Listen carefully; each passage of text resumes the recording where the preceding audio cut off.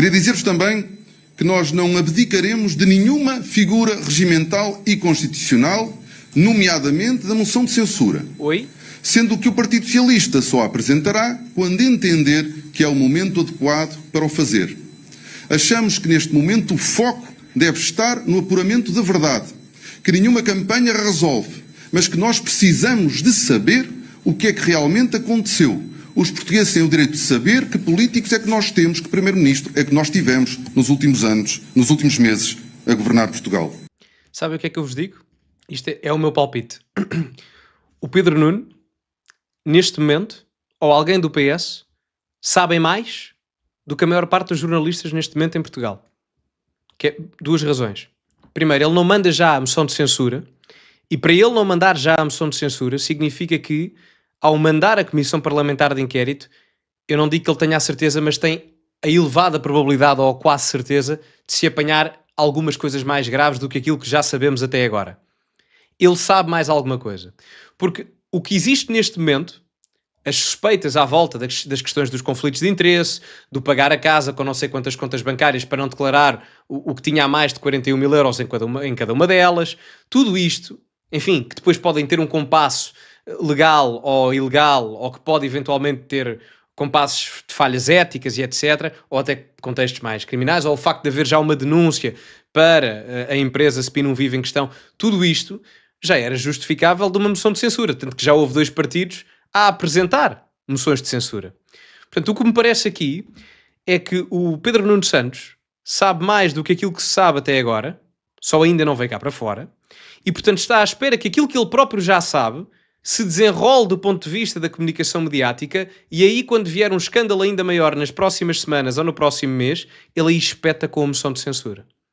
Quando for ainda mesmo escandaloso, ainda mais, ele espeta com a moção de censura, porque a política são momentos, ele sabe disso. Ele pode ter os defeitos todos que quiser, mas anda nisto há 20 e tal anos. E não é mal assessorado. Ele tem pessoas muito competentes, com as quais eu discordo ideologicamente, mas a Alexandra Leitão tem muita qualidade política. Atenção. O PS teve grandes estudiosos da propaganda durante muitos anos. O Luís Paixão Martins, por exemplo. Não é? Portanto, eu diria mesmo que o Pedro Nuno neste momento sabe mais do que muita gente, até porque, a segunda razão, quem é que foi a primeira pessoa, / entidade, a falar do caso Sol Verde? Sabem quem foi? Foi aqui exatamente. Aqui o companheiro. O Pedro Nuno, 3 dias antes de rebentar a notícia veiculada pelo Expresso sobre o caso dos 4.500 euros mensais da Sol Verde para a empresa do Montenegro todos os meses, da avança mensal, 3 ou 2 dias antes, ele, num bate-boca, numa resposta, pergunta e resposta com jornalistas, vira-se de fininho e diz: pois porque há questões aqui com determinadas empresas e clientes, nomeadamente o caso Sol Verde, que têm que ser averiguados. Ele foi a primeira pessoa a mencionar isto. Ele sabe mais do que aquilo que está a dizer neste momento, porque senão avançava já com a moção de censura, porque havia razões suficientes e até justificação mediática para mandar isto abaixo. E isto o governo. Só que ele vai esperar por uma bombinha maior, entre aspas, que eu acho que, pelo decorrer dos acontecimentos e a interpretação que eu faço, eu acho que vai acontecer. Isto não vai ficar por aqui. E o Pedro Nuno Santos, ao colocar a CPI em cima da mesa, a Comissão Parlamentar de Inquérito, o que está a tentar fazer é colocar o tema relevante nos próximos tempos. Ou seja, isto não vai sair da agenda mediática, porque a Comissão Parlamentar de Inquérito, praticamente todas as semanas, vai ter convidados. E quem é que poderão ser esses convidados? O próprio Primeiro-Ministro, que pode responder por presença ou por escrito, espero que vá presencialmente, eventualmente os filhos do Primeiro-Ministro, eventualmente o próprio Hugo Soares, os advogados da empresa, enfim, quem está correlacionado direto ou indiretamente à empresa da Spinum Viva terá que ir aí.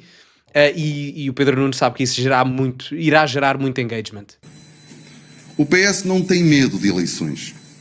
O Partido Socialista foi muito claro. Disse que se o seu Primeiro-Ministro apresentasse uma moção de confiança, ela teria o chumbo do Partido Socialista. Eu sou um líder político que me candidatei à liderança do PS com umas eleições marcadas. E é neste quadro que nós sempre fizemos o nosso trabalho. Não só com umas eleições marcadas, mas depois de um ciclo longo de poder do Partido Socialista. E, portanto, o nosso problema não são eleições. O nosso foco é, antes, saber e apurar a verdade porque os portugueses têm o direito de saber a verdade e nós só defenderemos verdadeiramente as instituições democráticas e o regime se toda a verdade for apurada. Verdade. Porque se nós deixarmos passar este caso, o que nós estamos a dizer é que é admissível que um primeiro-ministro tenha um instrumento a partir do qual lhe permita fazer lobbying e receber avanças de empresas.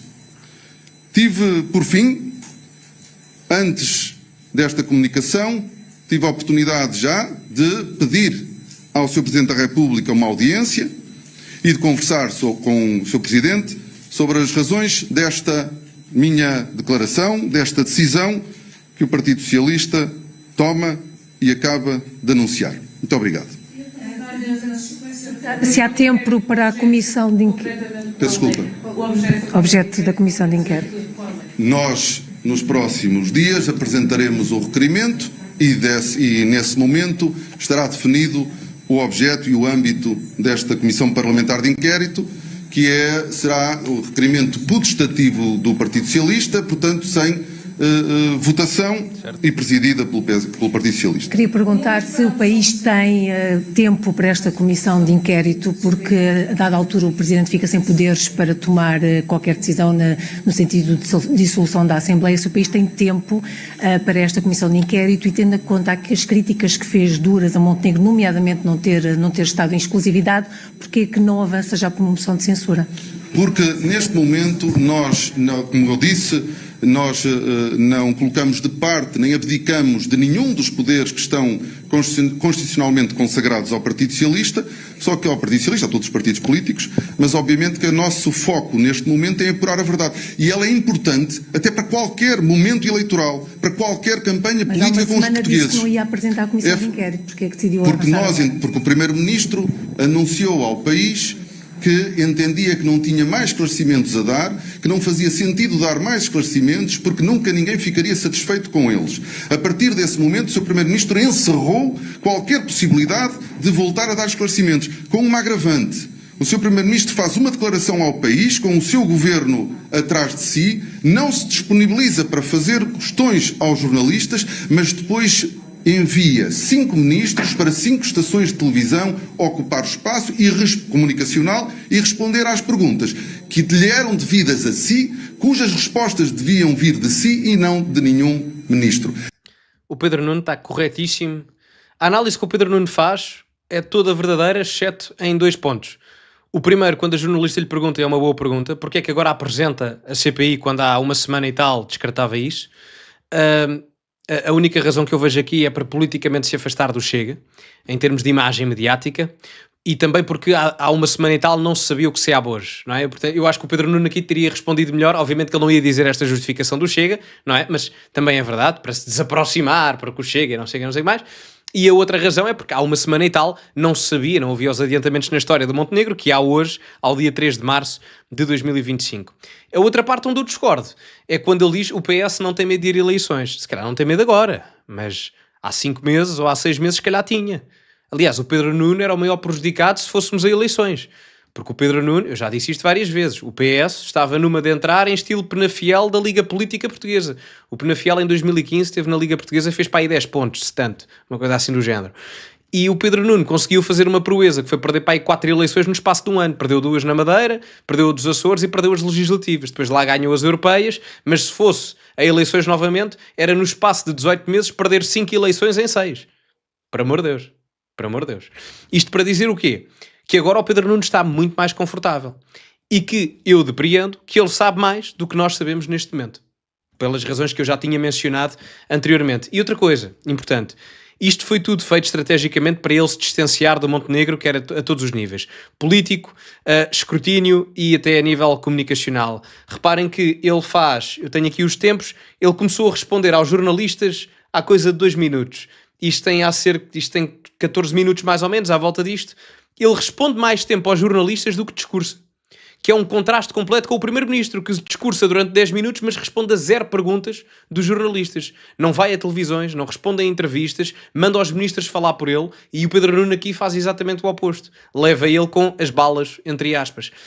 Eu digo-vos já, foi muitíssimo bem jogado pelo Pedro Nuno Santos. Muitíssimo bem jogado. Gostando ou não, isso para mim é indiferente. Isto, em termos de análise política, muito bem jogado. Não sei se foi da cabeça dele, não sei se foi da assessoria, mas muitíssimo bem jogado. Agora o foco está nele, não está no Montenegro. E, portanto, o Sr. Primeiro-Ministro encerrou qualquer hipótese para ele de dar mais esclarecimentos e, neste momento, não há mais nenhum mecanismo político ao nosso alcance para apurar a verdade. A uma comissão parlamentar de inquérito, o Sr. Primeiro-Ministro não pode, a nenhum momento, omitir nem faltar à verdade e é fundamental para os portugueses perceberem o que é que aconteceu em Portugal.